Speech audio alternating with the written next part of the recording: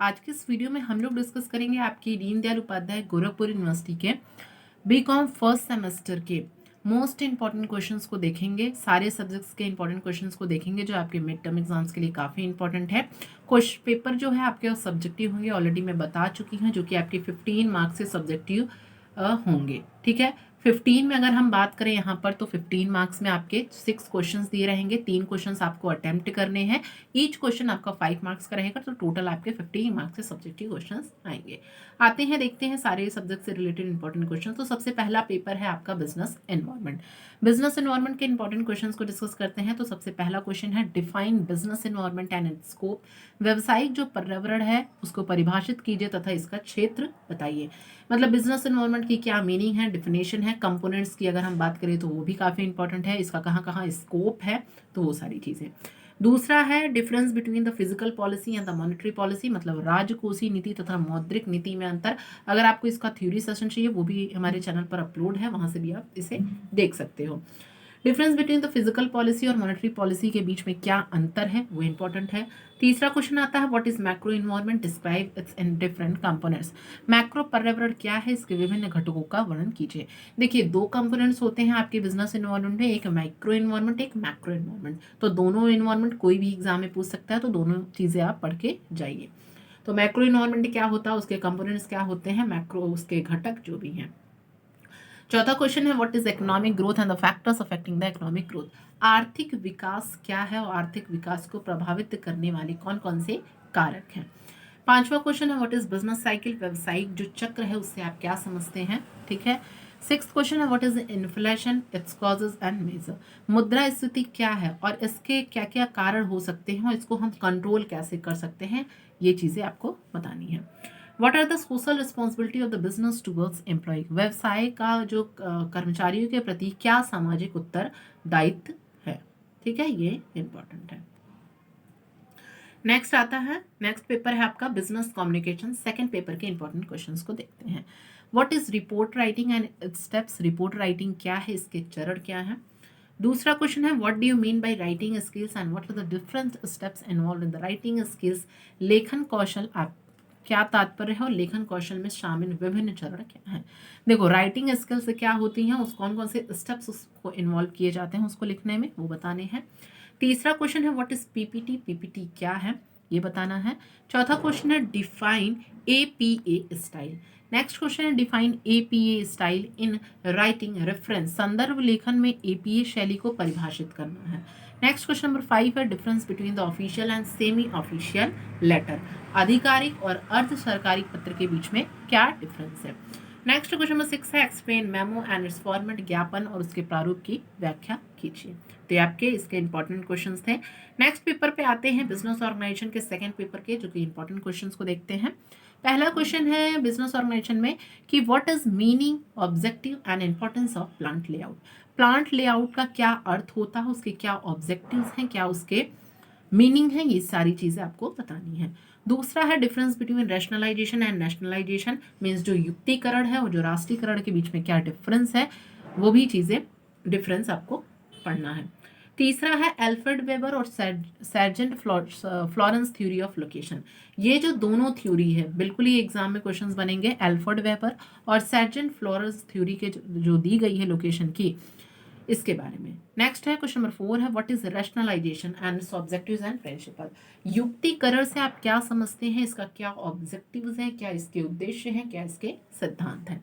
Next question number 5 है types of business combination. व्यापार संयोजन के कितने प्रकार होते हैं, बिजनेस कॉम्बिनेशन होते क्या हैं, ये सारी चीजें।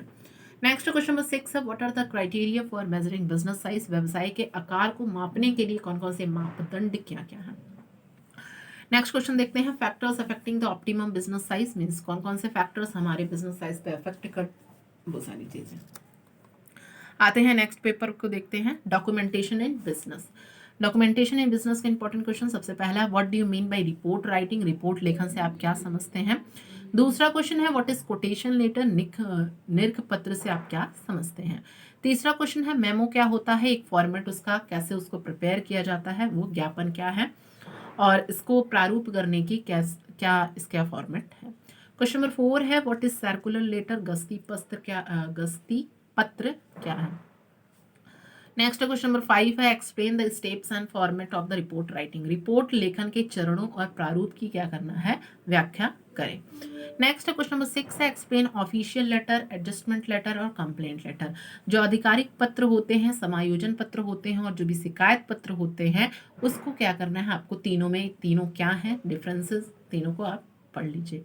एक्सप्लेन एपीए स्टाइल, एपीए शैली की व्याख्या कीजिए। तो ये इंपॉर्टेंट क्वेश्चन थे इस पेपर से।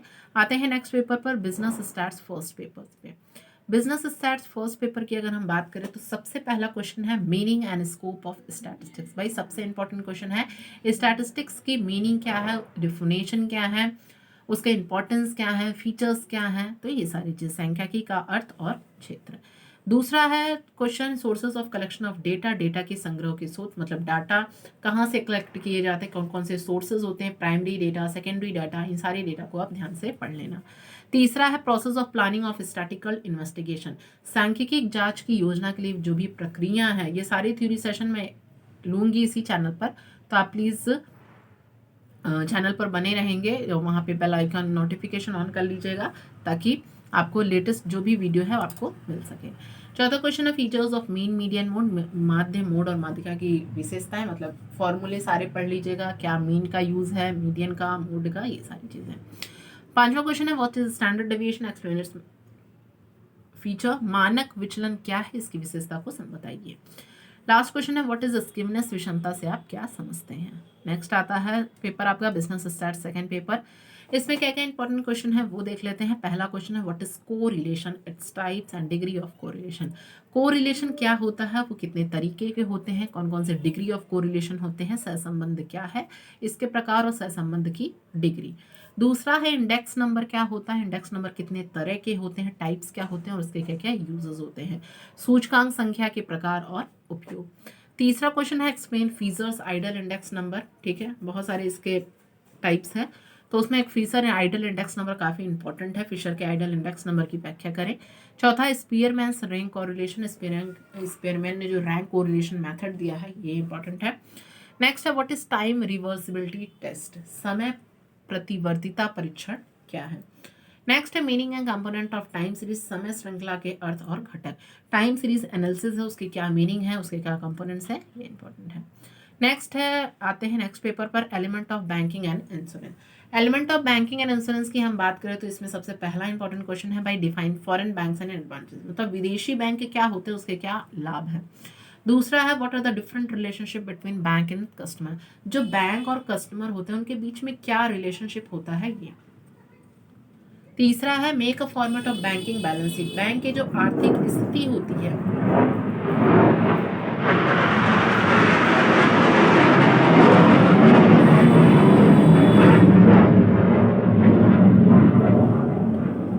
Make a format of the banking balance sheet means bank की आर्थिक स्थिति की विवरण को बनाएं।